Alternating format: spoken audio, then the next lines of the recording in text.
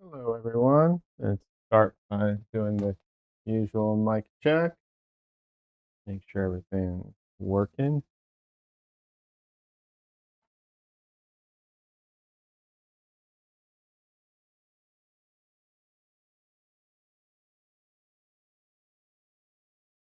All right, I think that's working.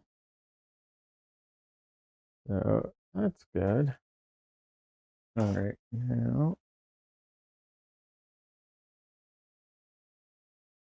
let me just get my camera in place. Oh, just realized the problem. I can't put my camera where I normally put it, so I have to put it in a different spot. Okay. Oh well.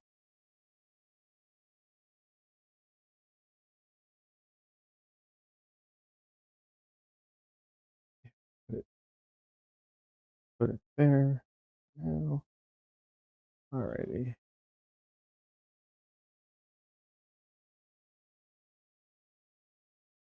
Hello. Yes.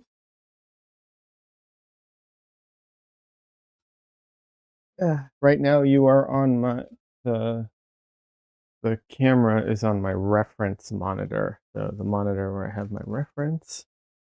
So the question is this a good angle? I think it's all right. I think I can manage with this. Anyways, hey everyone, how's it going? How's everyone doing today? Um, yeah, back at the self-portrait today, trying to figure out what I need to do with this to consider it finished enough to add the gold leaf,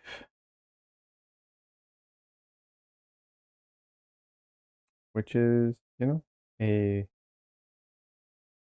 good question. I don't necessarily have an answer quite yet. I have to figure it out. This is, um, what's the word I'm looking for? In some ways, a bit of a messy painting. The reference isn't, it's not 100%. So it's not 100% like I'm doing a one-to-one. Uh, so yeah, didn't get any gray hairs that may have attached themselves to it, which I'm sure are not few given my home with all the cats. All right. So what I have to like, some of it are there's some corrections, and by corrections, usually I'm referring to like placement of things. Like if something's too big, too small, move, shift it a little, stuff like that. So I definitely need to do those corrections, and then there is just the word I'm looking for. Um, Rendering out the um the image, and then I'll need to do the gold leaf. So all of those things, I'm trying to figure out, how much rendering do I want to do on everything? How clear do I want everything to be? You know, um, like I said, this doesn't have a clean reference image. It's a composite reference image. So, it's a few elements together. Some of it, what's it called, isn't necessarily 100% correct. And so I need to not just match the reference image, also make things fit better together, and um,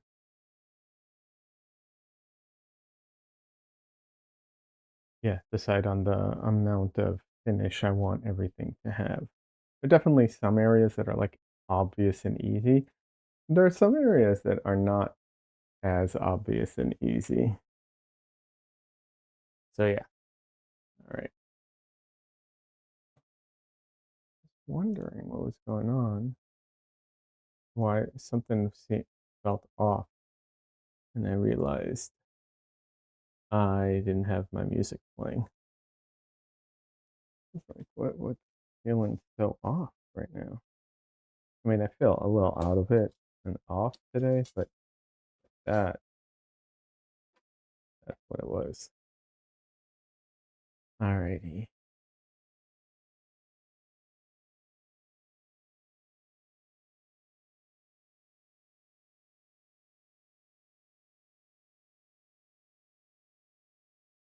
Now, I don't know how many of you have seen this. There's this thing going around online that you can fix some of your brushes by putting them in boiling water for a few seconds. And another thing where you can use like rubbing alcohol to, they fix each one fixes different issues with the brushes. And I have some nice brushes that I would love to do some of that on, but I think I'm first going to try it on some of my cheaper, crappier brushes and see how well that works. I will say that having some crappy brushes that are like messed up isn't a bad thing always. Like sometimes they're useful for different textures, you know? So it's not like it's a negative to have any messed up brushes, but like I said, I have some nice brushes that I do wish I could like they'll have like one hair just slightly out of place or something. So it would be nice to be able to get those back to, you know, like the way they used to be when I bought them. So we'll see. I might try and do that today or tomorrow on some of my cheaper brushes and see what happens. So that my understanding is the alcohol is for um like dried on stuff on the like if you have like if the brush is all dry up to the tip, but it's not for like fixing it if it's, splitting, like the hairs keep going in different directions, stuff like that. That's what the foiling is for. But like I said, oh, and it only is on thin, thin, synthetic. Wow, did not my brain um or synthetic brushes. It only works on synthetic brushes, not natural hair brushes. Apparently, I don't know about the alcohol. I'm specifically referring to the boiling. I don't know about the alcohol. Um, I generally don't use natural hair brushes. I have a few. Some I bought years and years ago, um, and then some that were like gifted to me, and I refuse to buy them now. So I don't have natural hair brushes aside from those ones that I was like gifted or something. All right, hold on. I need to clean up something here. So I did a little um, painting experiment yesterday, and um, I was testing out um, different yellows and what happens when you mix those yellows and with reds and just not just with reds, but just what happens when you mix them. What colors can you get? What um, ranges can can one yellow make over another? It was interesting. I will say that I think you know I definitely think I learned a bit. There I know I've touted my CMYK palette or my mixed CMYK palette, but the reality is there is no perfect palette, right? Like the CMYK palette is really good and it can make a huge range, and it's a very punchy palette that can produce very subdued colors. Um, but of course, there is limitations to what colors it can produce. Um, and if you want to get a very specific color, you need very specific pigments. Having said that, usually, I do say this, usually the limitations of my palette are like the very, very edges of like the brightest, like the brightest purple, the brightest red, the brightest teal, like these colors that you essentially can't mix. You just have to buy the pigment and use it straight out of the tube. Having said that, I did discover some mixture. I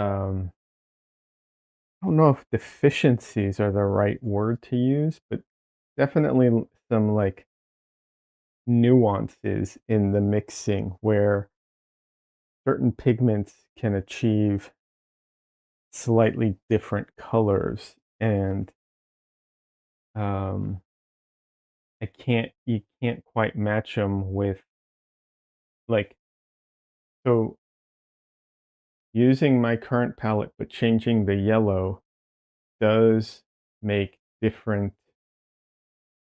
uh, differences in certain ranges you can hit, which was surprising. And surprisingly, not in the direction I thought. I thought with my like really bright um, bismuth yellow, which is like a um, almost a lemon yellow, I thought it would have a difficulty scaling down and going, what's it called? I thought it would have a harder time going to like a darker, deeper yellow. Of course, yellow, once it starts getting darker, it starts going into like orange or brown or green. So yellow is not a color that there's not a like dark yellow really. It starts going into those areas. But my bright yellows didn't have a problem with that. Um, the problem was there's I have a bismuth yellow, and then I was checking it with this Windsor yellow. Now Windsor yellow is PY74, which I think is Hansa yellow. Now I have to check it. Hold on, this will take a second. I have to check it. PY74 pigment.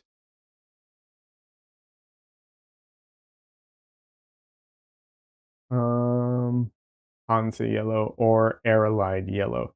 Yeah, that's what I thought it was. Okay. Hey Des, welcome.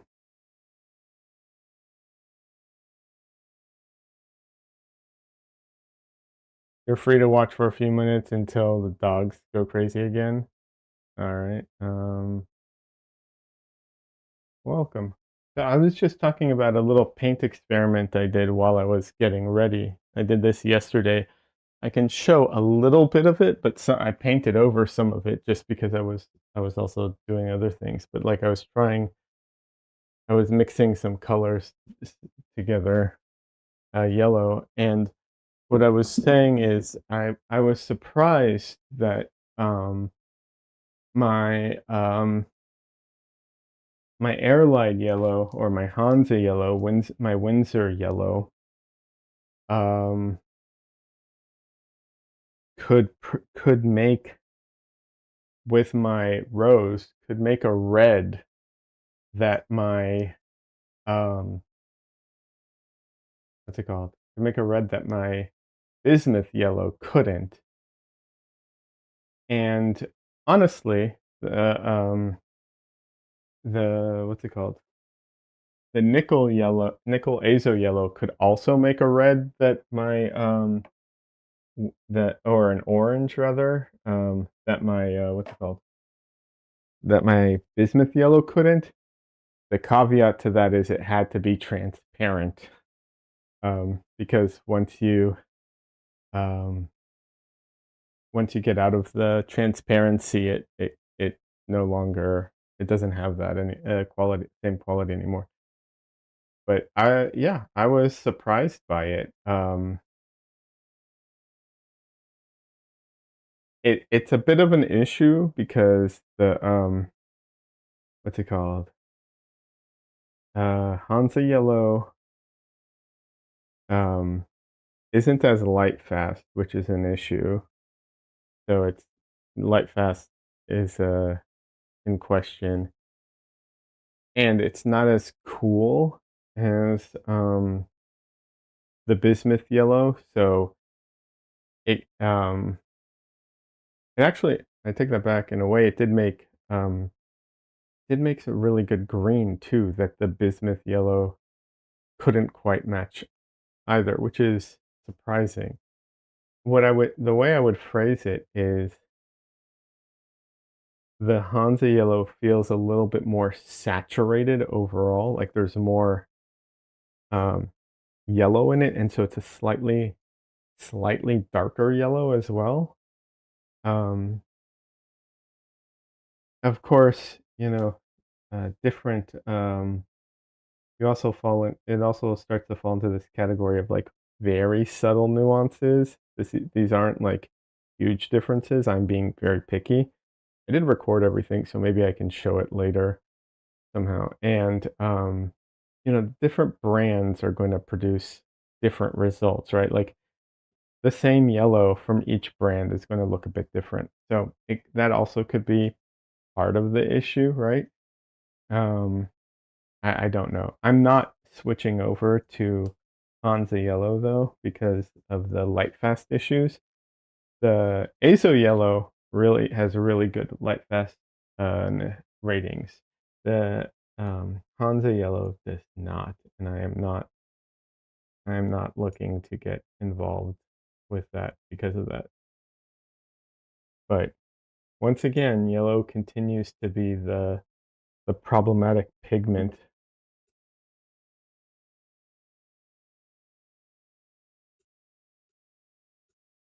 Might just have to clean up my palette. I don't know. We'll see. I don't really have any green here, but who knows? Maybe I can use it. And I really like when I'm talking about this stuff. A lot of it is like really minimal nuances. Um, you know, I don't want it to sound like I don't know. Like it's not. A lot of this stuff is very small differences. Also, like the Hansa yellow couldn't get as bright as um, the bismuth yellow. If you add white, it just gets light. But once again, we're talking very small differences there. The azo yellow couldn't match either of them as far as brightness, but I never expected it to. Hey, Donnelly, welcome. I honestly was expecting that. What I was expecting was the Windsor yellow and the Hansa yellow and the bismuth yellow to fail when making them darker. And they didn't really. They held up pretty well. So yeah. Don Lee, what's up with you? How you doing? Don Lee, for those who don't know, also streams on Twitch. Um, Don Leo does digital art. Real fun streamer. Does a lot of cool, cool. How would I phrase it? Like pop culture related stuff a lot of times, but not only. But yeah, a lot of fun. Sometimes some video games too.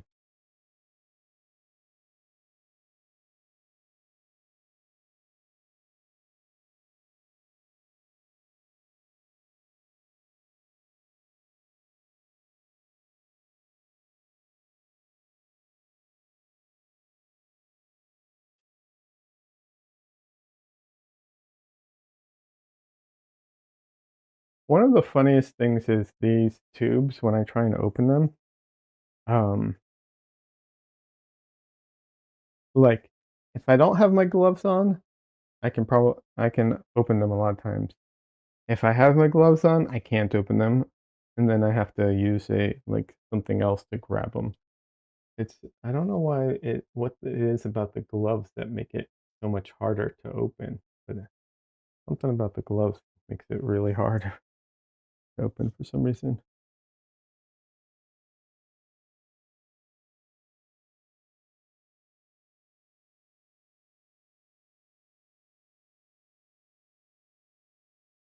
Hey, Don Lee. Okay, Don Lee's on Twitch now too, so uh, if you're on Twitch, you can follow him directly. But his YouTube name is his Twitch name. It's the same, so you can just copy paste it from the chat into Twitch if you want to follow him there.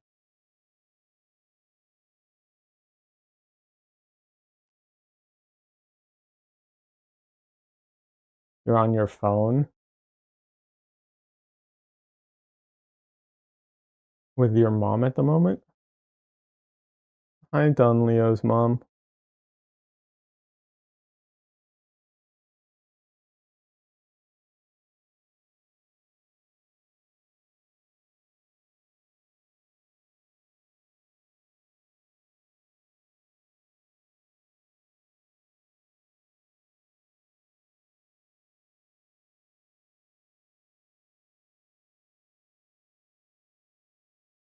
Des also says hi, in case you can't see it.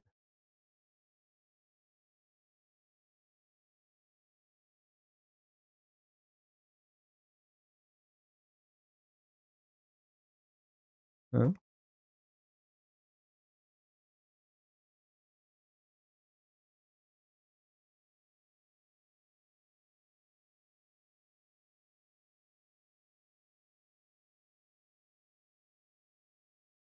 Ah, thought I was losing my mind for a second. Okay, that makes sense.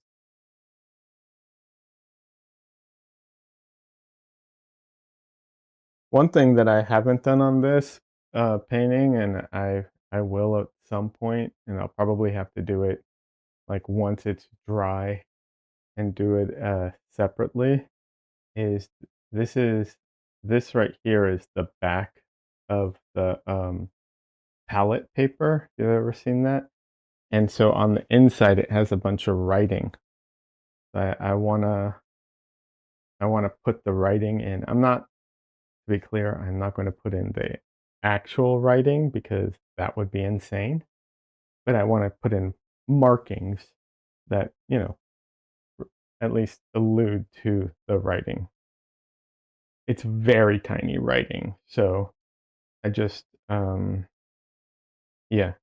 I mean, now would be the perfect time to do it, except for I didn't plan to do it, so I'm probably not going to do it now. But, yeah, I need it to dry first.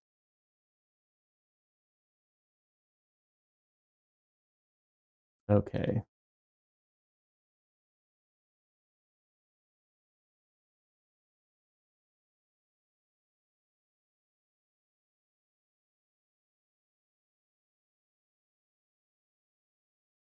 So one thing that kinda stands out to me is just how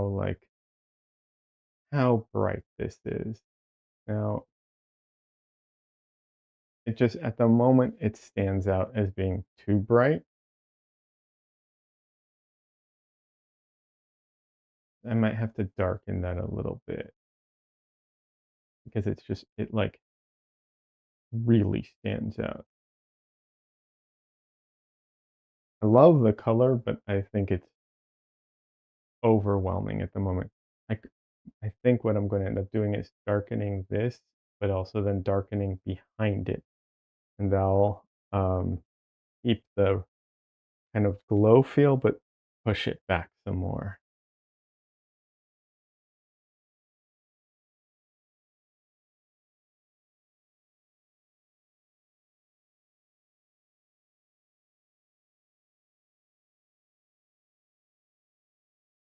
And then I think I need to do a little bit of detail here. I definitely need to fix this and like the edges here, but not too much. I don't want it over, I want to overdo it either.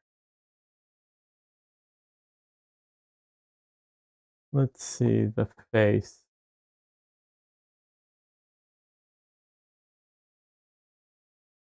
I know there's a limit of what can be done with the face because it's based off of my face, so like I can only make it look so good. But I do think some things are slightly out of place here.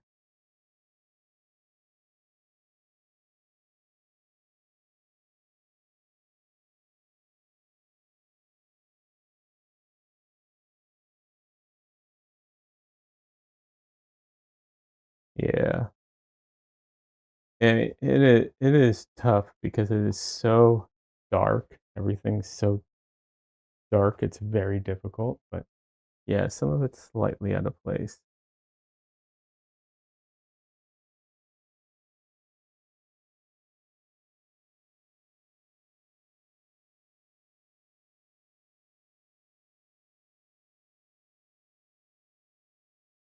All right.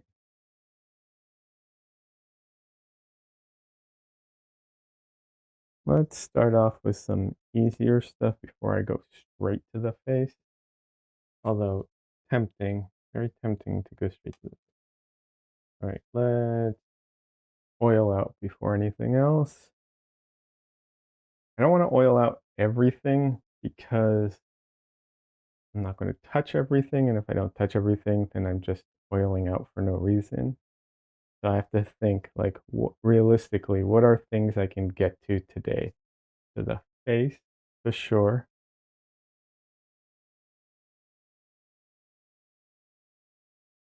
All right, Des. Des has to go. She'll be right back. For anyone who doesn't know, Des is also a fantastic artist um, who has done some artwork for a local charity to where she lives that I think is a really cool cause. So, um, yeah, very cool stuff. All right.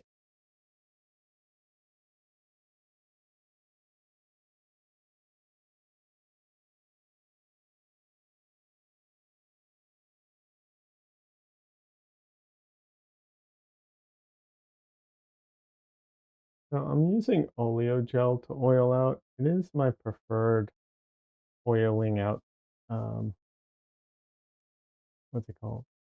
Medium. You can oil out with other mediums too, though. You don't have to use oleo gel. And probably in the future, I will be using some other stuff because um,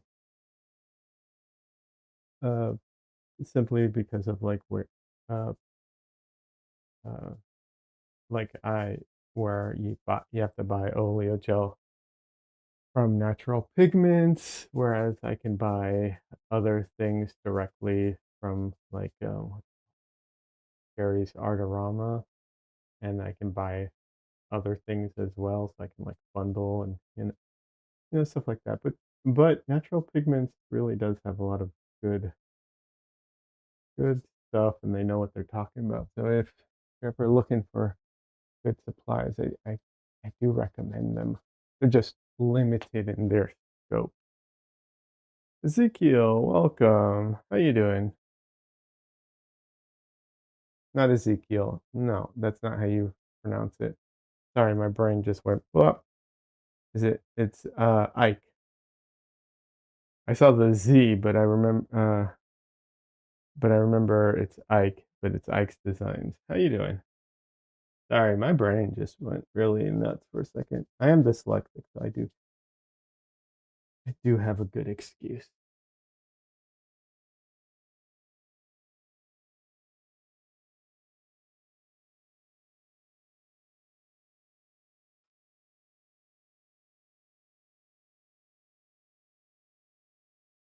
How have you been? I don't think I've seen any of your streams or YouTube videos recently or posts. I apologize. It's not intentional. Sometimes the algorithms just suck. No worries. Lovely painting. Thank you. Um, I'm trying to get this painting, um, trying to finish it. I'm not going to finish it today, but my goal is to get it. And like I said, I don't think I'll do that today either. But I want to get this to the point where I can um, put the gold in, the gold leaf. So some things need to be done before others to get there.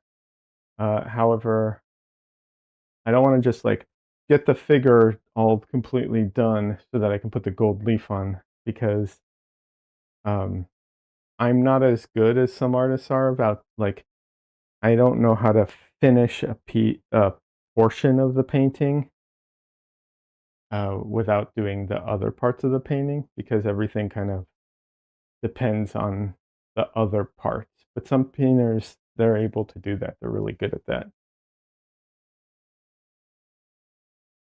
Ike says, I started using ink wash, so that's been fun. Very cool.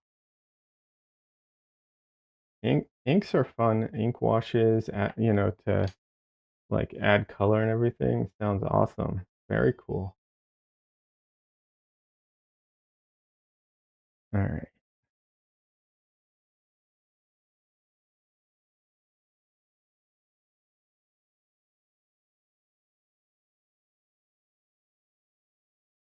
There's a there's this artist I follow on Instagram. I don't remember his name.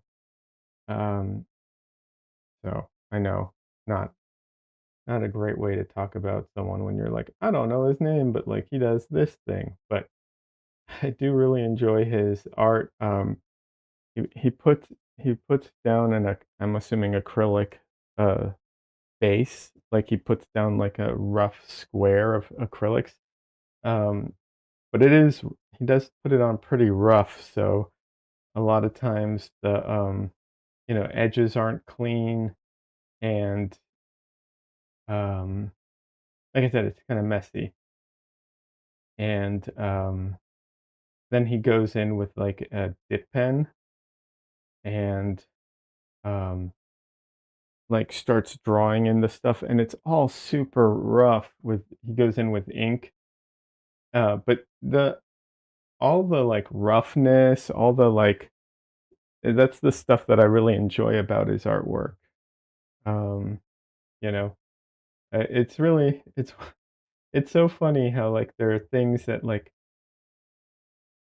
you know s- one artist does it, I really enjoy it. Another artist does it, depending on how they do it, and it's like, whatever. It doesn't resonate the same way. I think that's such an interesting aspect of art.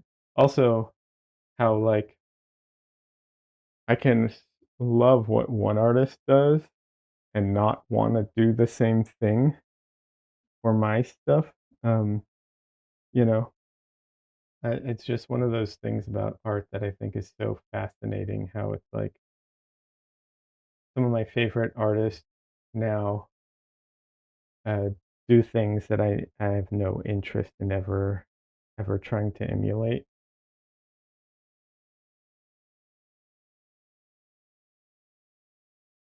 And I will say that's also another interesting thing that you just thinking about this, talking about it brought up another interesting element, which is in the past, I was more interested in artists who I very much wanted to draw or paint like them. And now I'm more interested in artists who I am less interested in uh, imitating, which I think is kind of interesting.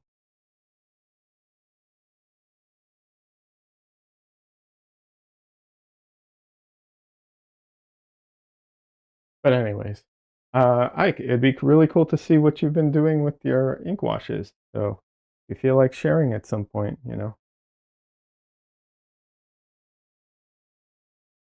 whatever that style is. I love the idea of seeing what other artists do and picking up bits of that work with my own style, whatever that style is. Yeah, for sure. I do think it's really interesting how you can like see artists who do something completely different, but there'll be something that you find inspiring about what they do, and you can kind of take an element of that or an inspiration in some way from that and bring that to your own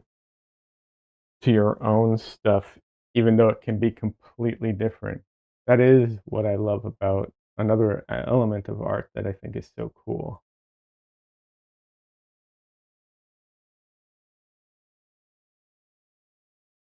I put the ink down, and sometimes I get good results, others not so good. You know, you're experimenting. That's how it goes.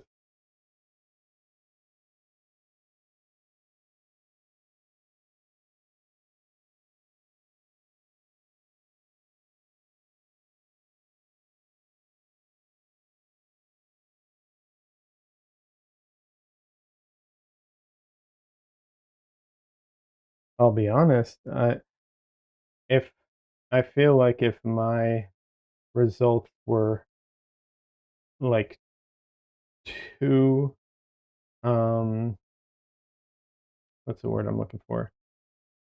Like predetermined, like if I knew for sure exactly how everything would look, I might find it a little boring,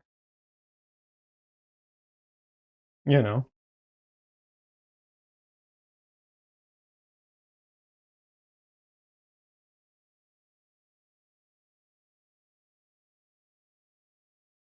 Dunley with the taco emotes. Uh,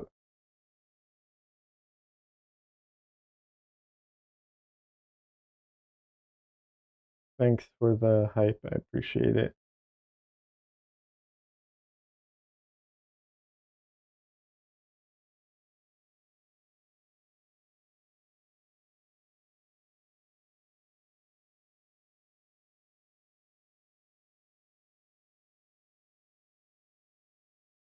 You know, I've said this a few times before that there's an interesting thing that happens when I'm working on a painting. It's like I I know that I will take the painting to a finish, and I have the general idea of where it's going because I have reference. I'm not working blind. I know where the paintings a lot of paintings are going, a lot of times.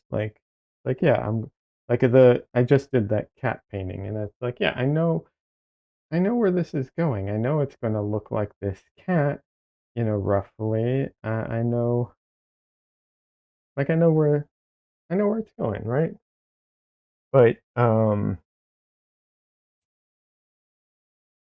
exactly how I get there is really interesting. Sometimes I I don't know how I get there, and it feels almost like this weird magic trick where I'm working on it, and I'm like, I know if I keep working on it and I keep making, quote unquote, the right decisions, I'm gonna get to where it needs to be, but I'm not really sure how it's going to actually get there right now when I'm looking at it mid-process, and it's very strange even at that even at this stage that happens, and it does. It really I feel like that more often than not.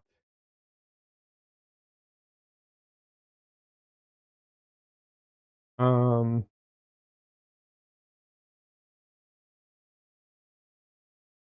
like says, whenever I see Tom Fox drawing a scene, I wish I could do it. He seems to know it will look great before he starts. At least that is how it looks to me. Yeah, I can understand that. I will say that I did make that comment once online, and one of my favorite artists, um, uh, Jennifer Balkin made a comment where she's like, "Yeah, same. It's really funny." Um, and she is phenomenal. So it's like if she's kinda has that feeling in a way to any degree, like, you know, I think it's a common I think it's a common thing.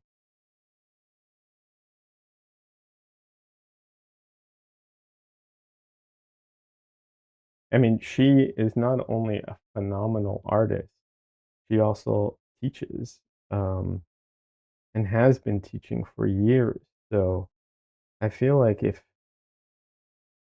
that's the case, like I suspect it's one of those things. I don't want to say it's universal, but I bet it's common.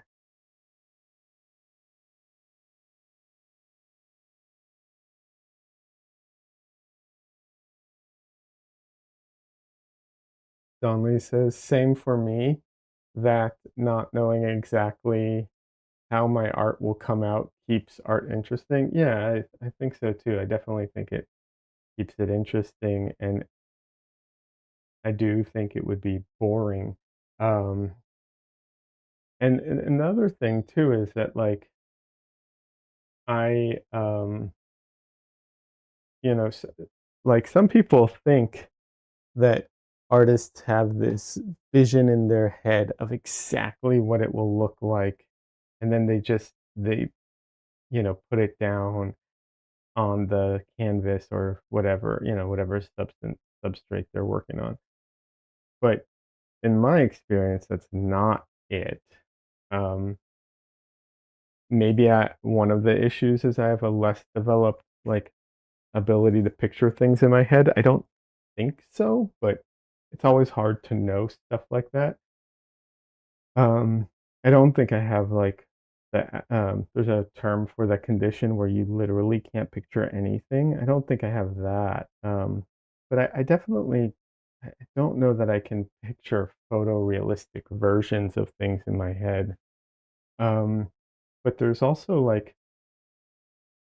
you know, like the mental image you have, and then there's what goes on the canvas. They're not perfect, they're not going to be perfect with one another. So then you have to kind of adjust based off of what you're doing. And especially if you if you use any kind of medium that has some randomality to it, um, that just adds more things to like go off of. And it's the way that someone phrased it once, or that I've heard it talked about, is kind of like um a well, like a push and pull, but also like a react response type of thing. You do something, something happens, and then you have to react to it, and that changes what you do, and it's back and forth. Um, so yeah. Don Lee says aphantasia, the condition where individuals see nothing when they close their eyes, and lack of visual imagination is called Aphan aphantasia. It affects about 1 to 4% of the population, meaning many people experience this form image-free thinking. Yeah, I definitely don't have it like to that degree. I mean, when I close my eyes, I don't see anything. I see dark, black. But I can imagine in my mind kind of like images. I don't feel like I see them with my eyes, but yes, I do. I can't imagine them. Like I said, I don't think I can quite hit like realism. Like if I think about an apple, it's not like I see a photo of an apple, but I can envision an apple.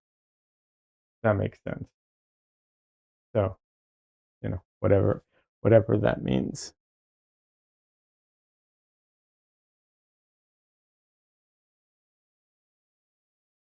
Lee says, right. Well, so I think there's a spectrum on that element, and like some people have like they just see a photo of an apple, and it's like, okay, cool. I can't do that. So when I'm envisioning my painting, I can't envision it like a photo. or whatever, like, it's not gonna be that realistic. Ike says, "Trying to draw from imagination is my goal for the year." Okay. I mean, the best advice I can give on that is, uh, you know, look at animation stuff, right? Because they teach how to build it out. I can draw from imagination, no problem. I'm not saying it'll be, let me rephrase that. Um, well, not rephrase it. Let me be clear. I can draw from imagination, no problem. It will not be photorealistic, but it will be, cartoony drawings or comic book style drawings. Like I can do that type of stuff. I can definitely do storyboards.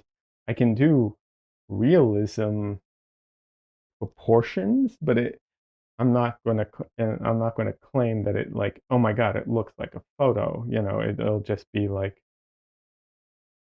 it'll either look like a drawing done from a photo reference or it won't, but it'll like, I can do more realistic proportions if I need or less, but all that comes from, like, years of practice of drawing, wanting to do comic books because I originally wanted to be a comic book artist, so that was my goal. So I learned how to draw, you know, for comic books, and I looked at animation. Then, of course, I got into storyboarding, and you know, um, I learned a lot doing that as well. Um,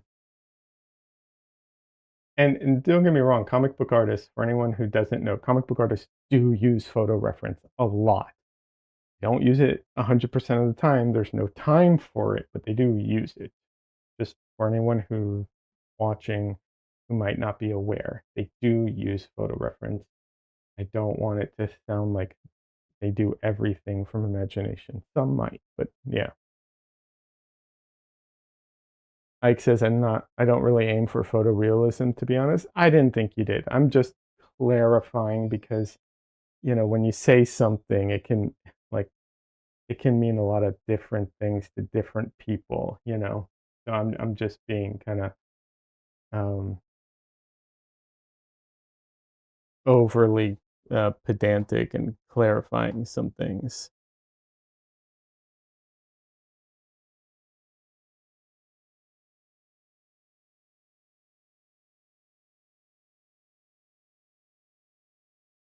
Lee says, I heard what I thought sounded like good technique to help people draw from imagination. First, do study of something with a photo or image, actual thing. Maybe start simple and apple, banana, then take the image away and try to draw it from memory. I mean, yeah, that definitely is that's one way of doing it. The studying of it as you're drawing is what will you know, uh, put it in memory really. Um, so doing that a lot.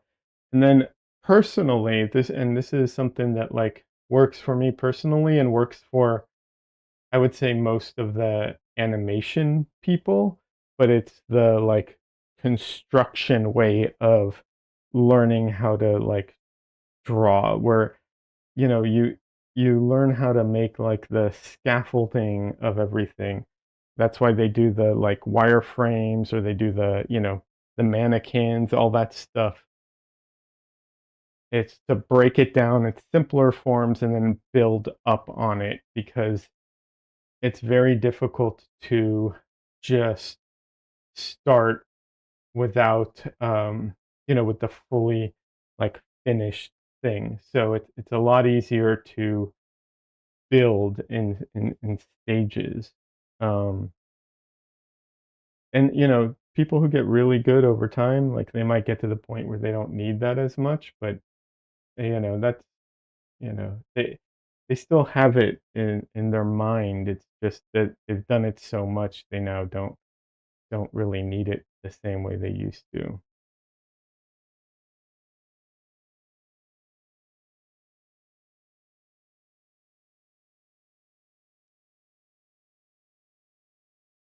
Ike says, "I tried it with hands, but didn't get very far."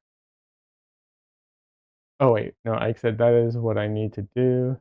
Emily says, "I mean, you could do the same thing with a cartoon character." Oh, okay. Ike says, "Hands are tough." No, Donnelly says, "Hands are tough. One to start with, they're pretty complex. I'd suggest something simpler to start with." Hands are tough, but once again, go to animation. They have a lot of like mannequins to get like the general shape right, and then once you get the general shape right, you just break it down into smaller bits, and once you learn those pieces, it comes together a lot easier. That would that really drawing from imagination is my I would say concept artist, animation artist, and of course comic book artist. Um, those are the people to like look at. It's just animation has a lot more. I think animation probably has like the most tutorials out there. Maybe concept art, but concept art, they're I feel like they're a little loosey goosey with some elements because then they're allowed to be less tight, and also um, concept work, because they don't draw so many images, they can often get away with sketching it, then finding reference, and then coming back to it. Whereas animation, obviously they can do that, but they're not going to do that for everything. They just don't have the time or resources. Hey Milo, welcome. Good evening. Hi everyone. Hey, welcome. That says imagination, not my thing. There. Yeah, you have to work at it too. Um, but it's definitely not for everybody.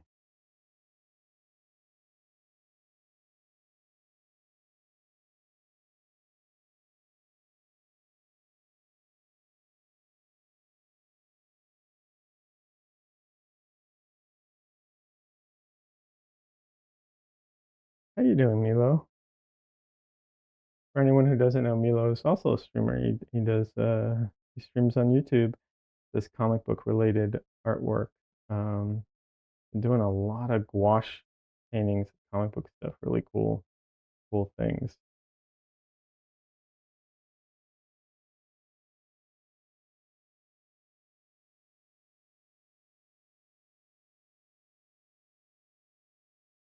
Doing all right? Cool.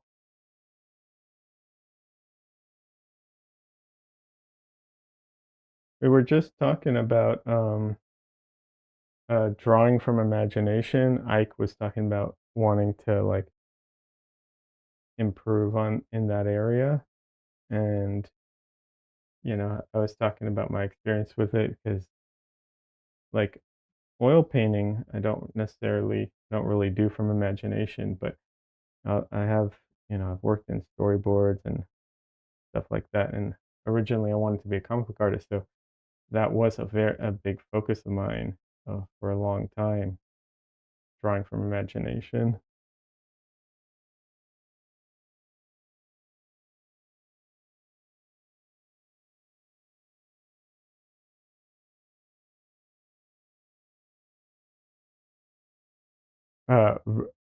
Milo says, "How are you doing?" As old heads say, vertical.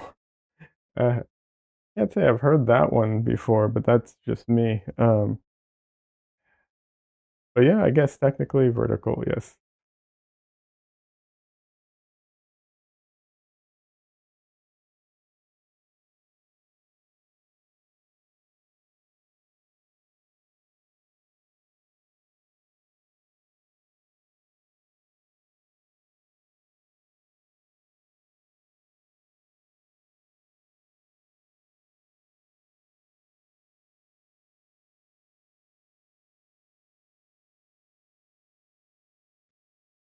Oh, with all the popping, I don't know how long I'll be vertical for, but yeah, is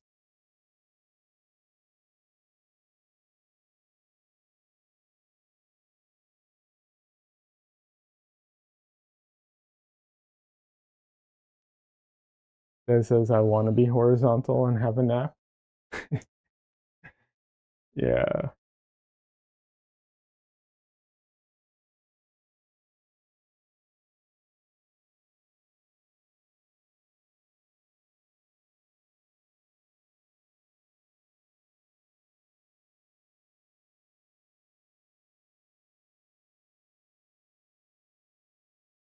Milo says, I don't do too bad drawing from imagination, but it takes a lot of brain power. It's hard. Sure. That says the Canada soccer match is coming up though, and I suppose I should put it on. Sure, I guess. I'm not following any of the soccer stuff right now. Um, Milo, yeah, I mean, definitely it can take a lot of brain power. I guess it depends like how realistic or how intricate you're going for because like I know I can sketch with like zero brain power, but I'm not saying it'll be good, you know. It's just kind of like doodling at that point, you know. But if I want it to be good, yeah, it definitely takes concentration. Um, so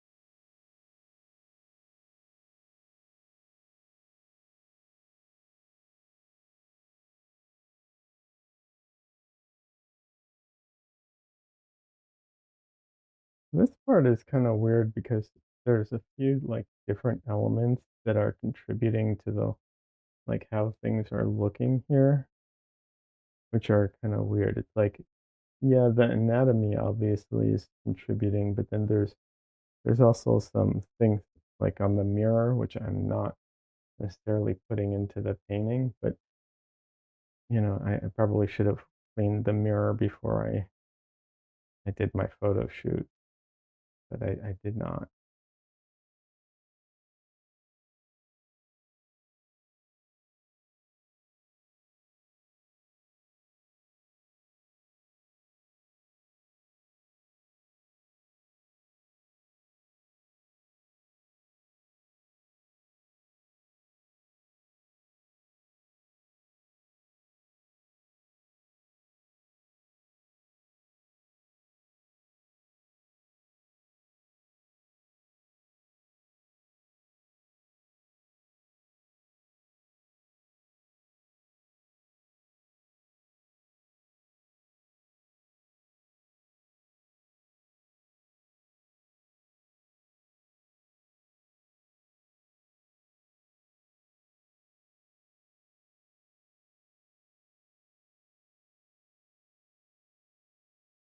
Ike says I'm drawing box mannequins right now. Oh, that's good. I mean, that's a good place to start with things. One thing I don't know if this will help you at all.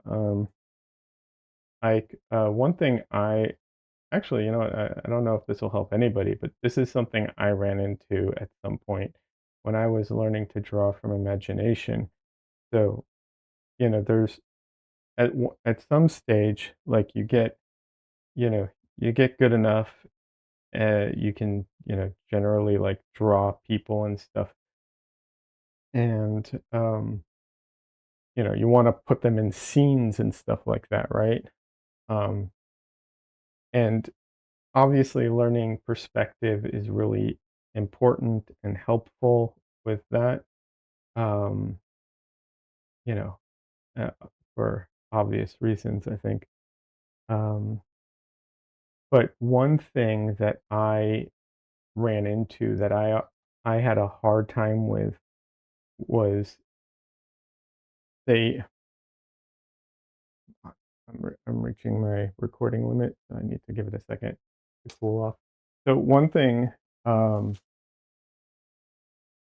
one thing that like when I was learning, you know, they teach you how to draw from from imagination, and one of the things is like a lot of it starts at the head, right? Because the head is how you measure the height of the figure and so on. Like the head is we're so like focused on the face, the head.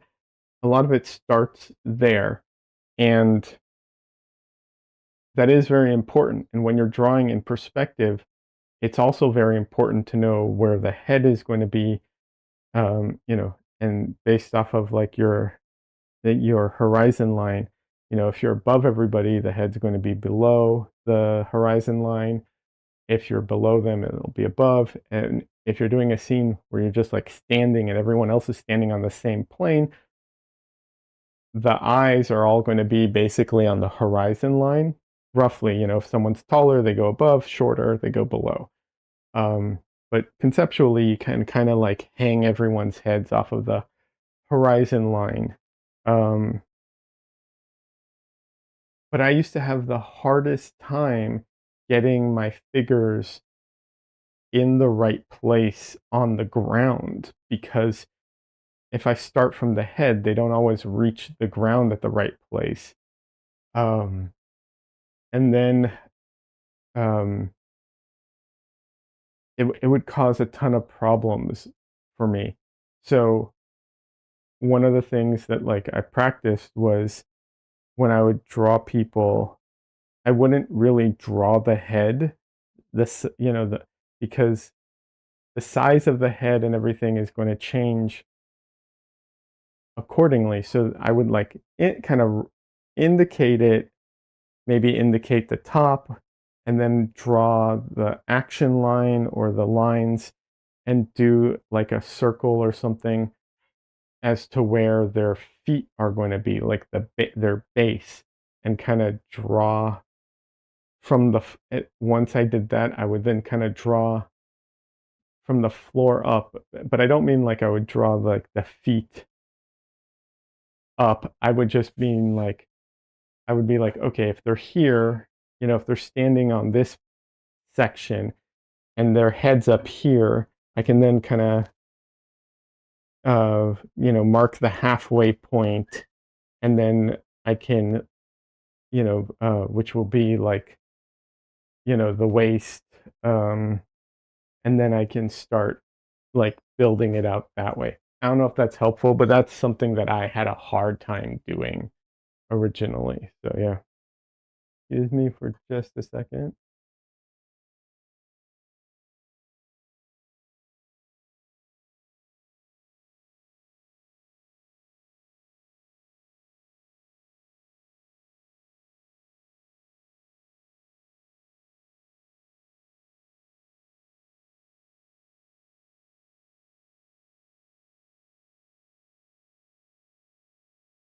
Anyways, I don't know if that's helpful, but that was something that I always had a hard time with, and like kind of doing doing it that way became helpful.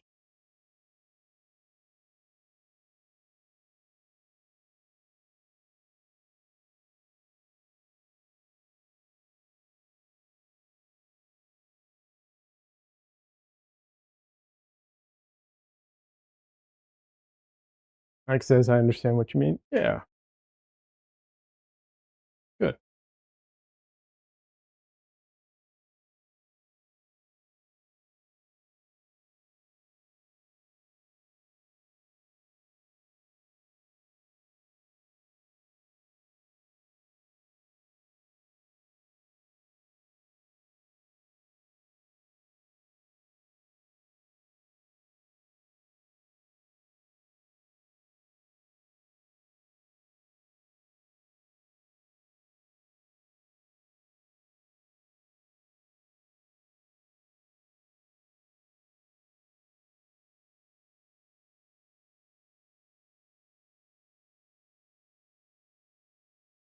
I think I'm warmed up enough to kind of try and tackle the face a bit.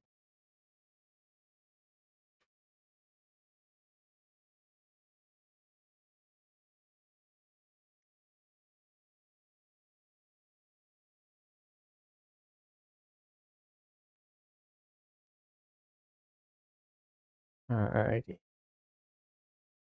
let's see here.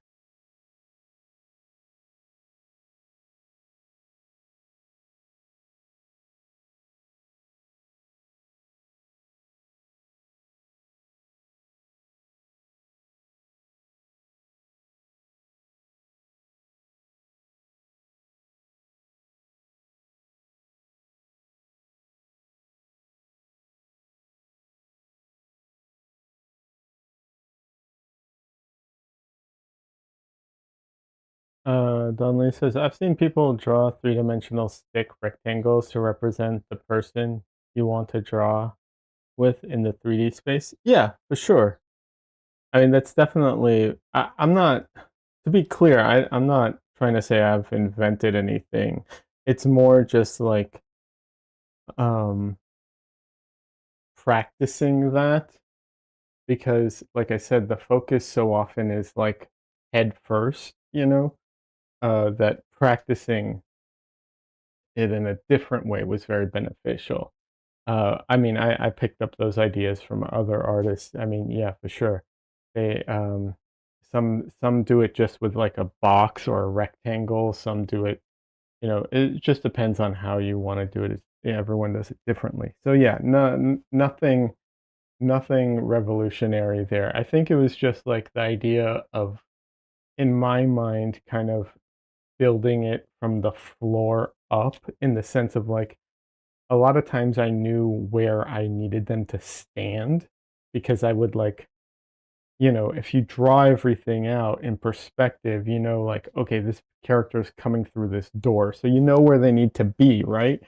So I guess starting from the floor up helped a lot in placement is I guess what I would say. But like, yeah, for sure. And I'm not like that good at perspective. I mean, I'm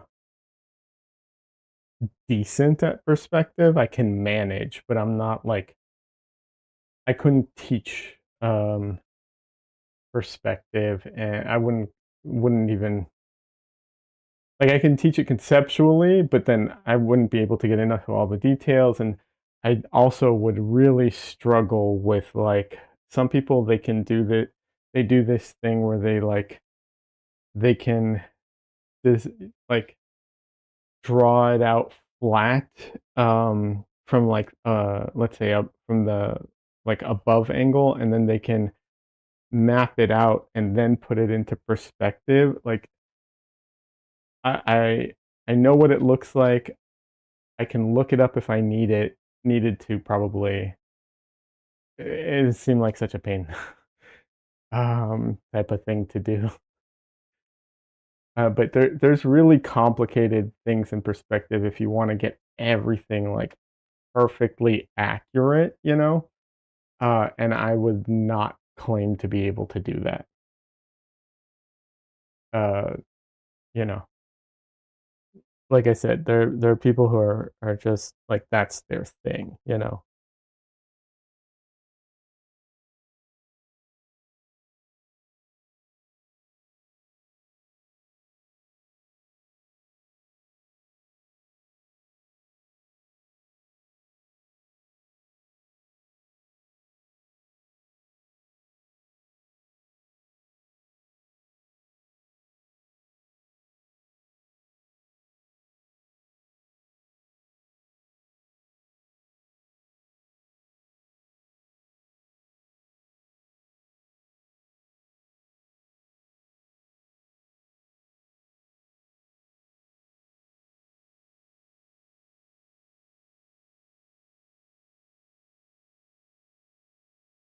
Rembrandt,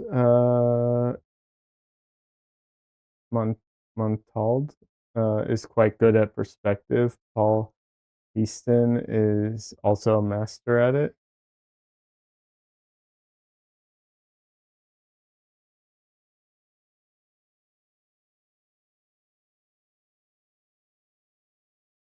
Yeah, I don't I'm trying to think. I mean,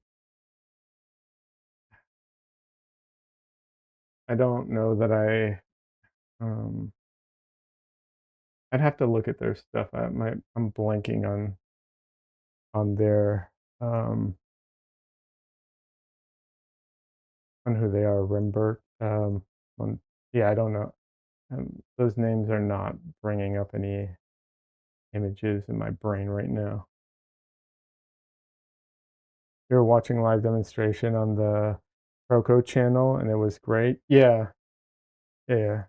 I mean, you know what? The thing is, though, like, there are 2 books that are fantastic at perspective is, like I think it's, like, Perspective for comic book artists, Drawing Perspective for comic book artists, and also just, um, Loomis, man. Loomis has a whole thing on perspective for artists, you know? Um, he doesn't get into as much detail and doesn't do as interesting stuff, but it's definitely solid, stuff there. Um, so yeah, Loomis, uh, you know, good as always, very good stuff.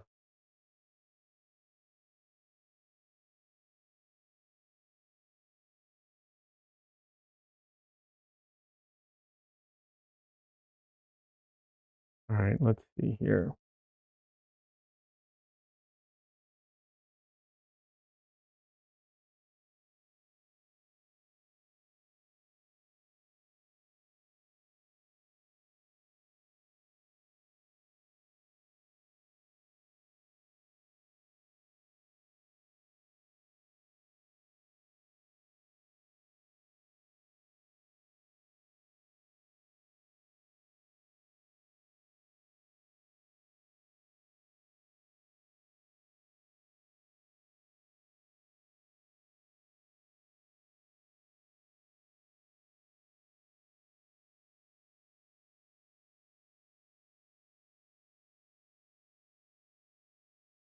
But yeah, the Proco channel has some really cool stuff, and it's also one of those things where it's like it clicks differently with different people depending on.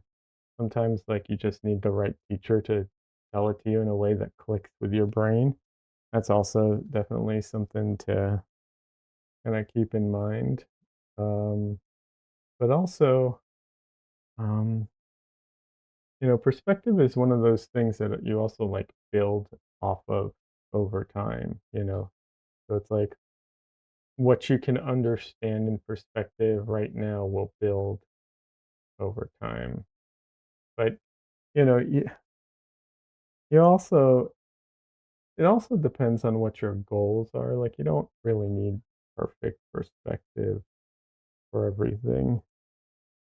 I mean, don't get me wrong, the better you are at everything, the better you'll be at everything else, right? But doesn't doesn't mean that it's required for everybody to be, like, fantastic at perspective. The only reason I brought up perspective is because a lot of times when drawing from imagination, perspective, is a part of it. Because if you're drawing like a scene, if you're drawing a situation, from imagination, you do have to have some perspective chop a little bit, because otherwise you're going to be stuck to just people with like no backgrounds.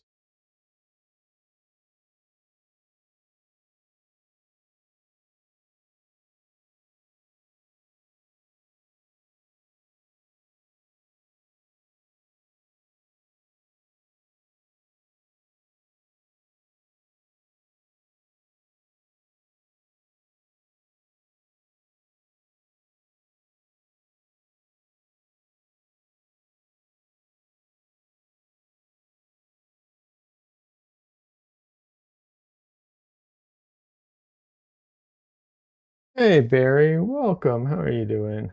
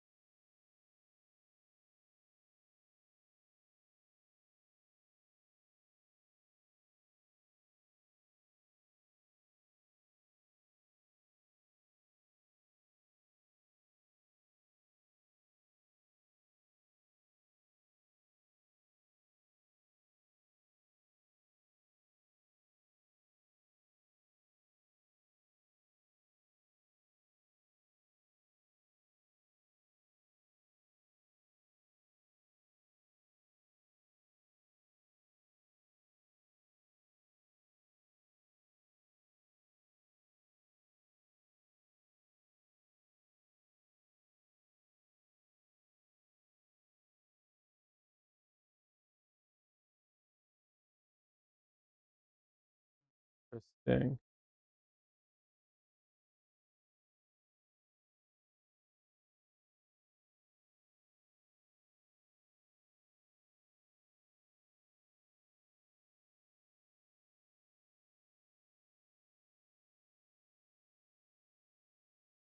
Crazy how it's just like, oh yeah, things, the things I'm fixing are like, it's just, a few millimeters off here, a few millimeters off there. That's all it takes. And I always think that's crazy. I mean, to be fair, this face, even though the whole thing is like 20 by 16 by 20, the face is very small. Well, most of my portraits are larger than this. But oh, hold on a second. I have to answer this 1 second.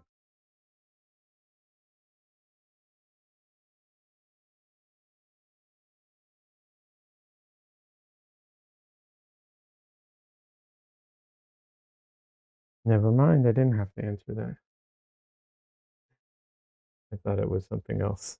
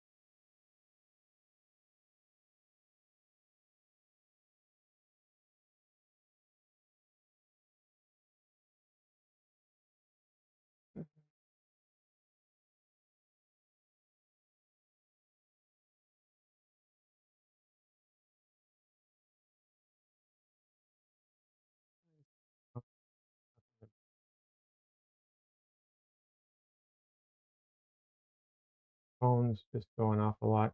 I usually turn it off when I stream, but I'm waiting for a couple important phone calls that I need to be available for.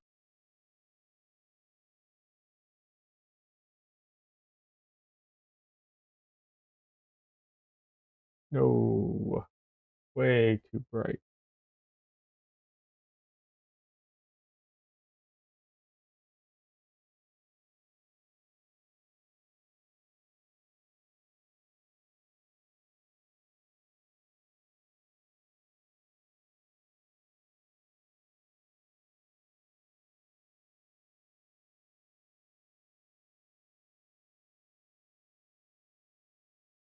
Yeah, this eye is completely wrong over here.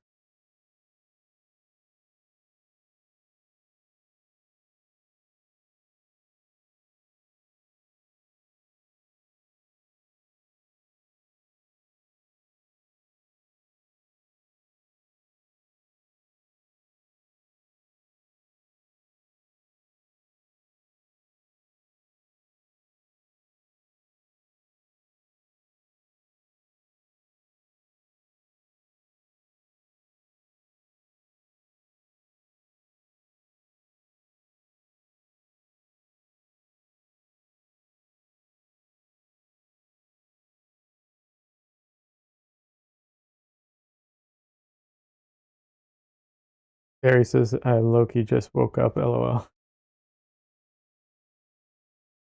Nothing wrong with that.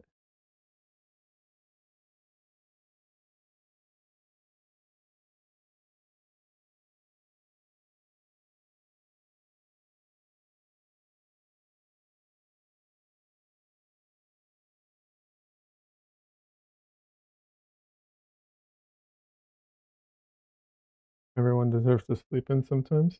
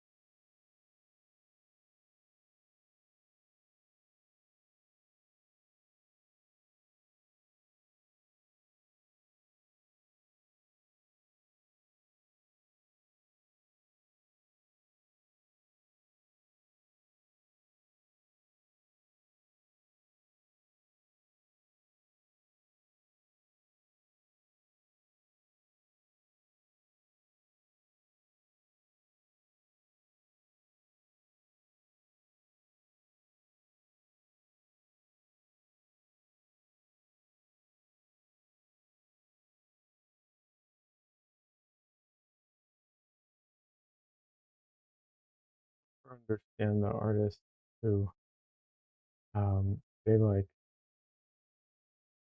they go into a painting, they draw it all out beforehand. They go into a painting and then they like finish off a section and then they move to the next section. And I'm just like I go back and forth between sections constantly because everything's so relative in painting. I don't know how they like finish a piece before, everything else. I mean, at some stage, obviously, some pieces are finished and others aren't, like at the very end of the painting. But like some artists, it's not like that. It's like they'll finish a chunk before even starting an area, stuff like that where I'm just like, I don't get it. Dresden! Dresden's here. Hi, baby boy. Hi, baby boy. Hi. Everyone wants to see your pretty face. Yeah. Oh, do not jump into the painting, please. No. I know. Okay, you can do that.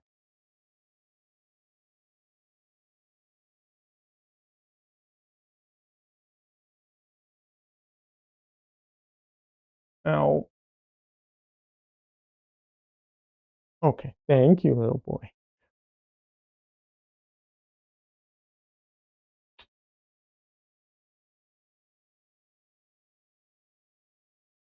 For anyone who doesn't know, this is Dresden. He's my baby boy. I have 3 cats. He's the only boy cat.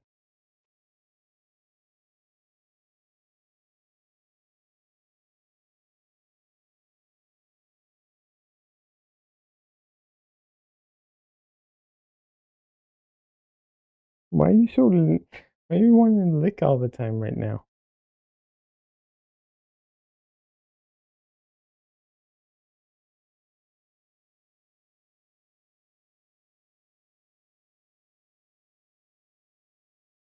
I would paint with him in my hands if I could.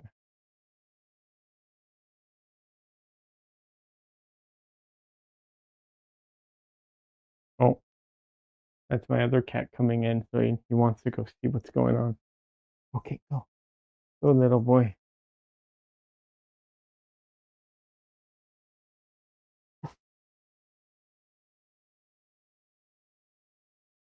Oh,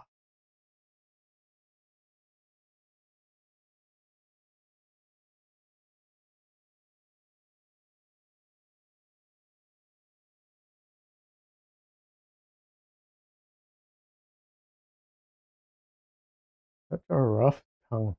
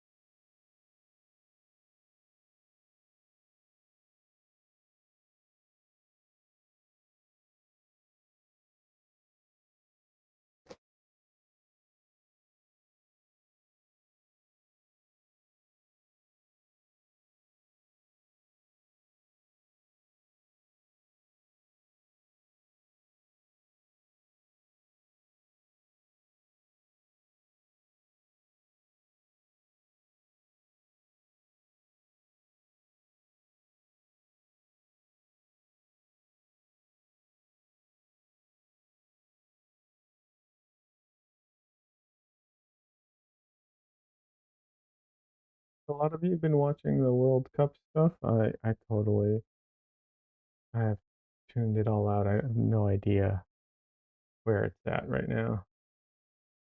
Like if you told me it was over, I'd be like, okay, I believe it. Told me that it just started, I'd be like, yeah, sure, that sounds right.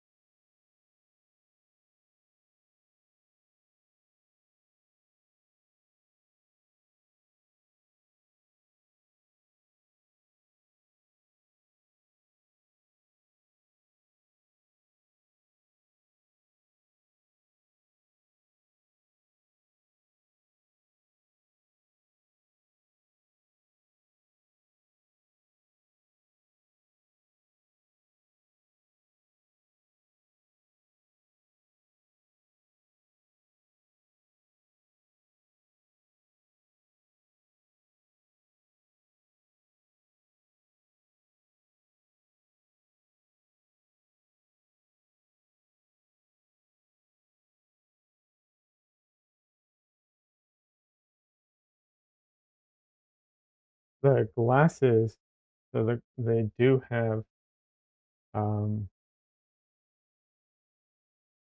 what's it called? Hold on, they don't have a rim on the bottom, but you do see the glass on the bottom. However, I paint through it, and at the end, I'll put it in. Um, I don't like painting it early on because you have to like preserve it the whole time, and you know you often you have to paint through it because like a lot of the forms underneath it do continue straight through it, right? So the lighting continues right through it, especially if there's like a minimal frame or no frame at all, like in this one at the bottom where there is no frame. So it's better to just like paint through it and then add it at the end, in case anyone was wondering.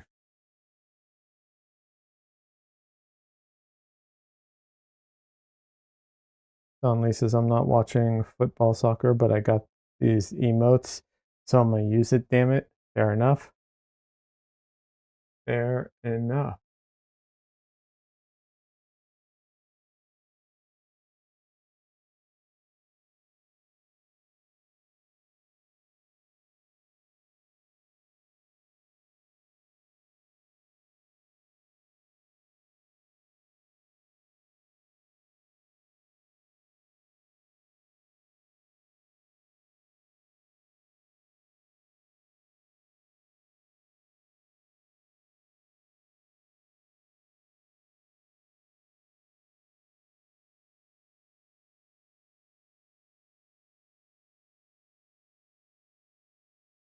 This says, I'm not keeping tabs on the whole thing, but I'm watching the Canadian games.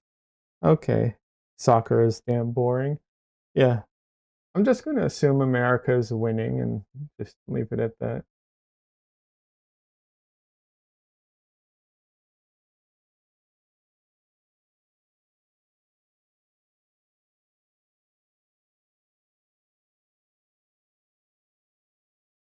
Barry says Lamau. Yeah.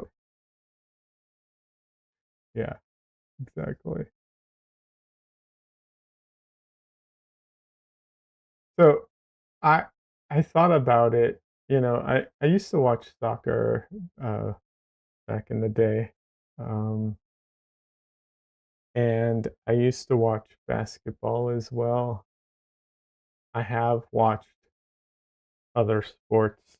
You know, I have watched golf and uh, tennis. And basically, I've watched most sports, right? Like not crazy, like got into it, but I've seen most sports, right? And my conclusion was, as far as like the sports games, I'm not talking like racing and stuff like that. As far as like sports, though, honestly, to watch, I think ice hockey is the best. Objectively. Not like it might not be your favorite, but I think objectively it is the best game to watch out of the like popular mainstream sports.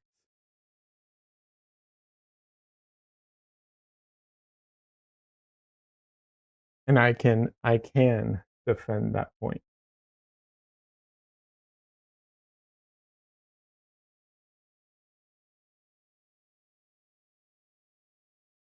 That says I've watched some lacrosse recently and it's fast and fun to watch. I have not watched lacrosse. Lacrosse might be that might be the case. However, lacrosse, not what I would consider one of the like mainstream ones. Very popular in some circles, but I wouldn't consider it the mainstream stuff.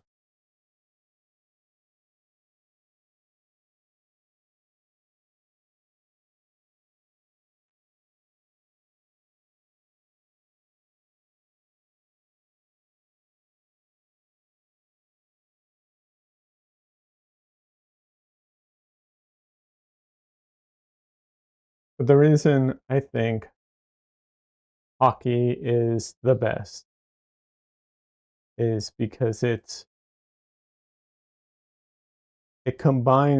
takes all the good things from all the other sports and combines it. Barry says badminton is pretty cool though, but my country has been flopping recently because our best women's double got injured. Sorry to hear that. But yeah.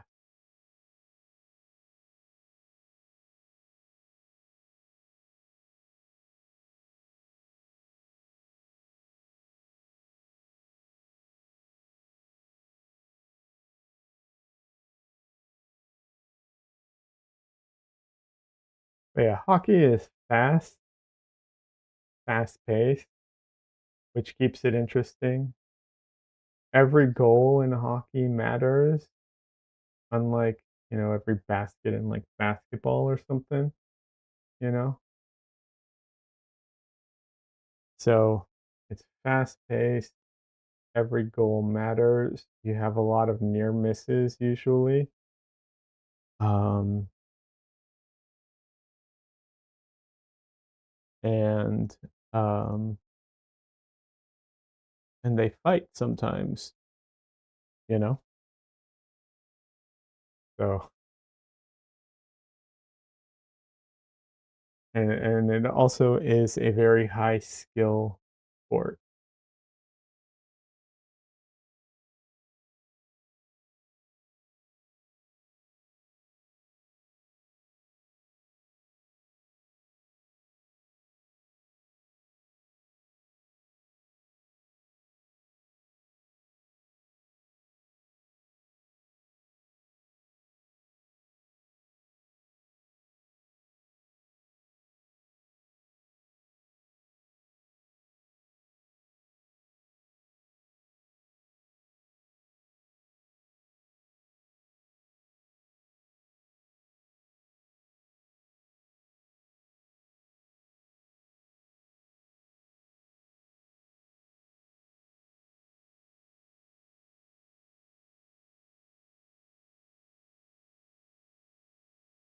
But, like I said, obviously that's from the like main big mainstream sports.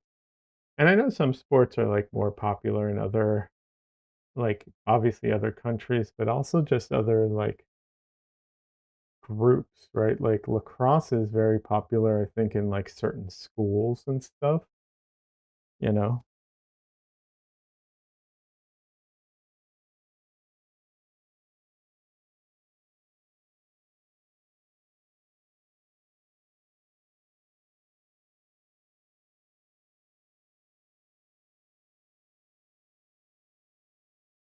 I honestly I don't know the rules to lacrosse.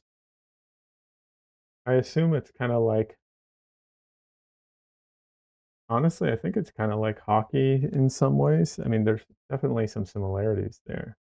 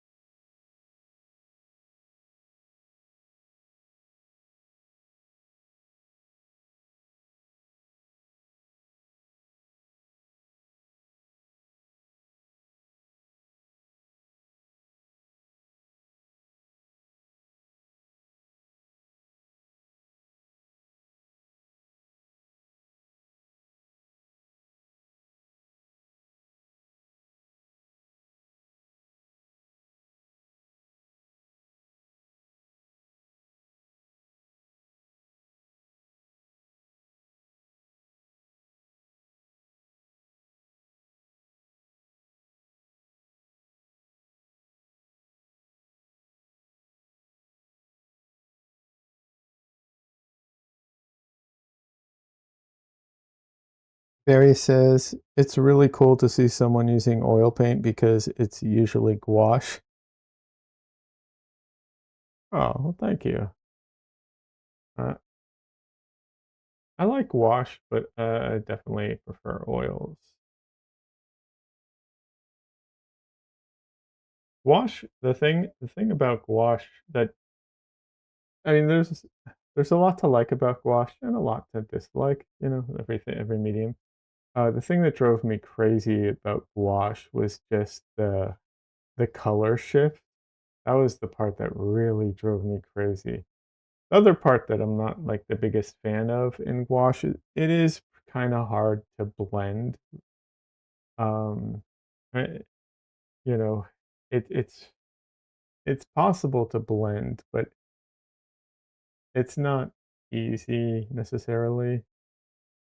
Um, not the way it doesn't at least not in the same way that oils blends or acrylic. Yeah.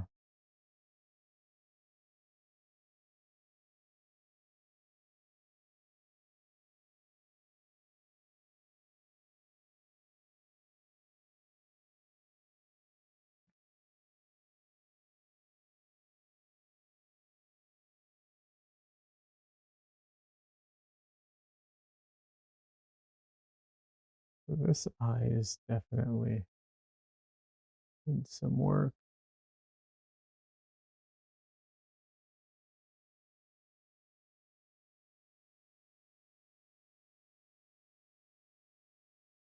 I was afraid of oils when I first got into oils, and it's a shame that people are afraid of oils. I've heard it from many people that they were afraid to touch oils.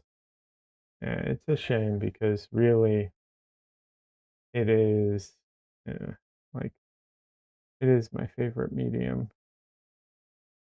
And, I get it. It's not for everybody. That's fine. Not everybody has to love oil, painting in oil paint. But the reason you don't paint in oil paints shouldn't be because you're afraid of the paint.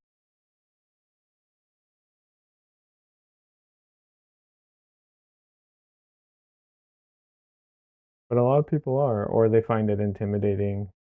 If they're not like straight up afraid of them, then they find it intimidating. And so they don't touch it. And I do understand in a way oil paints the I say that I've said this before that the learning curve, the hump that you have to like get past in oil paint is all up front at the very beginning. And in fact, and I will say also, the like the investment is a lot of it's upfront as well, and it's not very gradual. It's like, okay, so you wanna get into oil paint? Here's a list. You have to get like a certain things you have to get.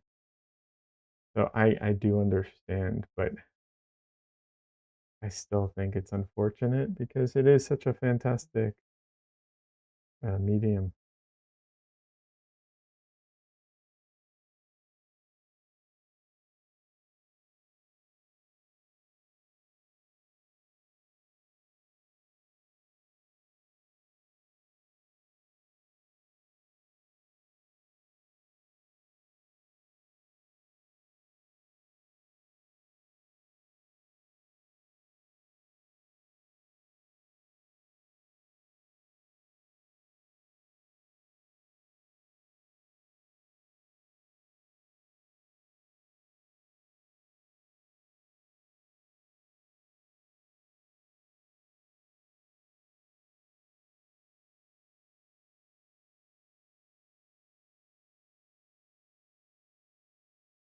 I know I'm doing detail right now, and y'all probably can't see any of it, unfortunately, but it needs to be done.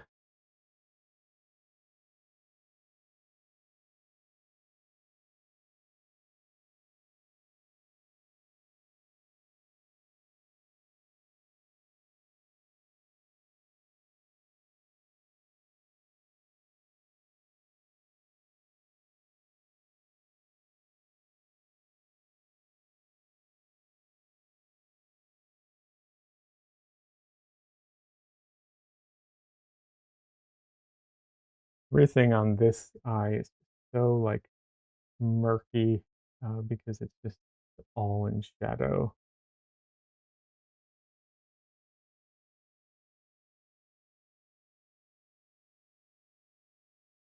Like, even that was too bright.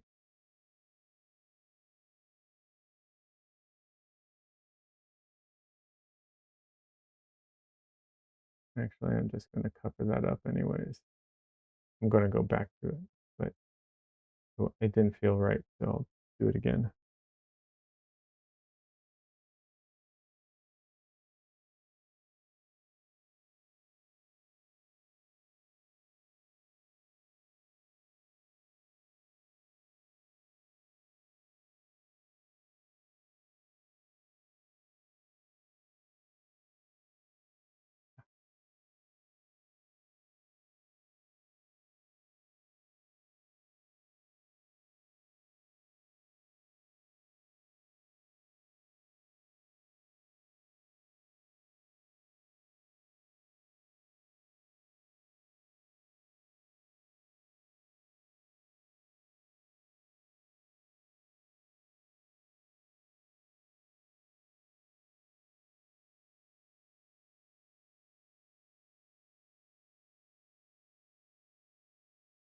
Yes, where do I get that emote? LOL. Oh, goal. Nice, Canada scored. I have no idea where you get those. Maybe Don Lee will come back and tell you.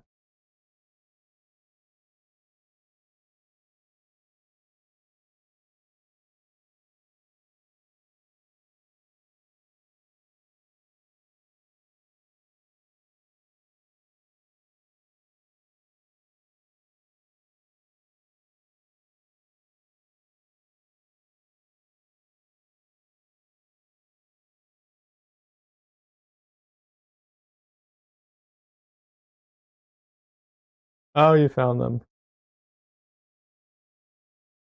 Congratulations.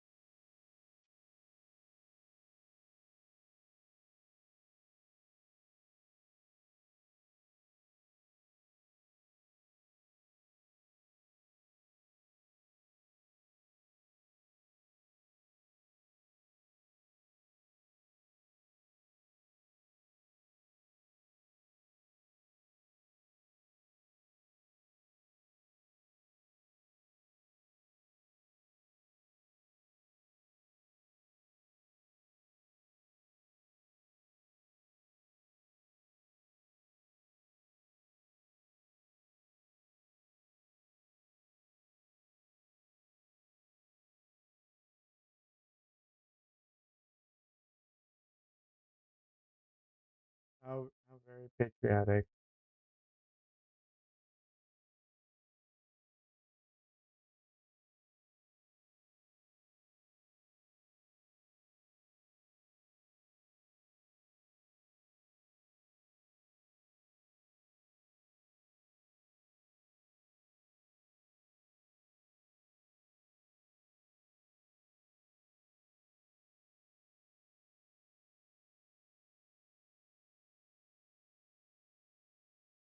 But no, I'm happy for you, Des. You know, I know it's impossible, but I hope everyone's team wins. Obviously not possible, but since you're into it, I hope Canada wins.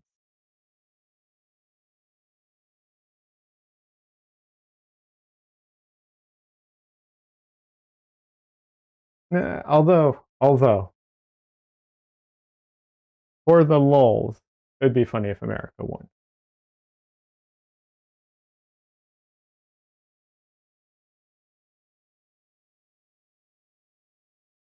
I say that because I think they have a like 2% chance of like winning or something. Like no one thinks they have any chance in hell of winning. So I just it would be funny.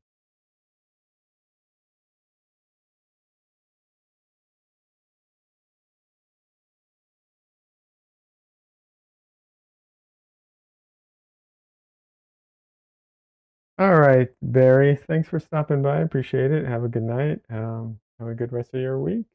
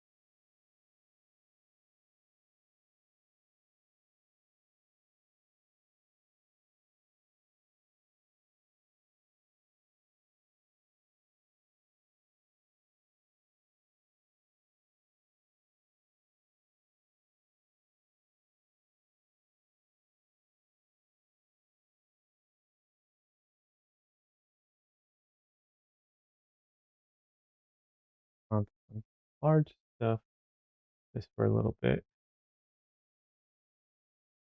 you know, so I don't get tunnel vision, which is something I, you know, can easily do.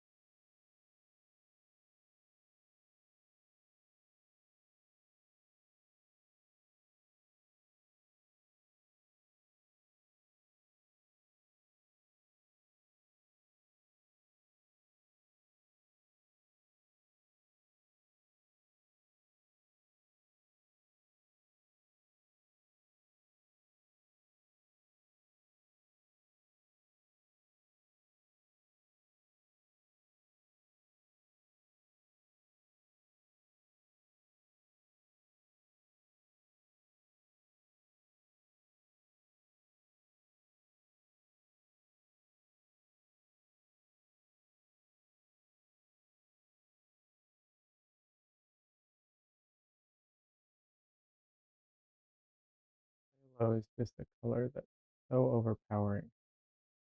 I know I've talked about it before, but yeah, I have to sometimes reconfigure, recalibrate to it rather.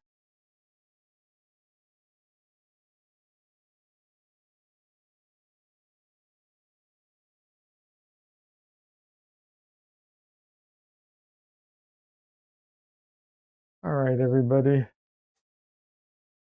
Unfortunately, I have to call it a day. I did, I don't know if you caught my Discord message, but I did say I have a 2 hour limit today, or like 3 minutes away from it. So yeah. But yeah, I do think I did a lot of good work so far today on this one, even though it's kind of short. I will be back. Um, the plan is Sunday for a short stream. So yeah, I shall be back. Thanks everyone for wait, camera's over there today. Thanks everyone for stopping by. Appreciate it. Des, Barry, Ike, Don Lee, Milo, and anyone else. If I missed you, I'm sorry. And if you were lurking, thank you. But yeah, thanks everybody. And I shall return on Sunday. Hopefully, have a good rest of your week. Enjoy the, you know, all the football games or soccer games, however you want to call it. Um, Trying to think. Yeah, that's about it. All right, everybody. Bye for now.